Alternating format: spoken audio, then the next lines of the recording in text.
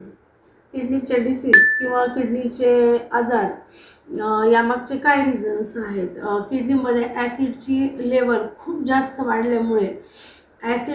वाढल्यामुळे काय होते?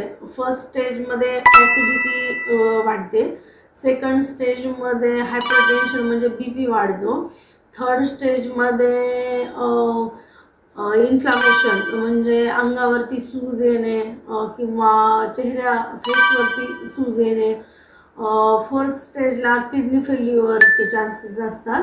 या चारही स्टेजला जर कमबॅक करायचे असेल तर यासाठी आपल्याला 1 ग्लास डेली पुदिन्याचा ज्यूस पिणे आवश्यक आहे.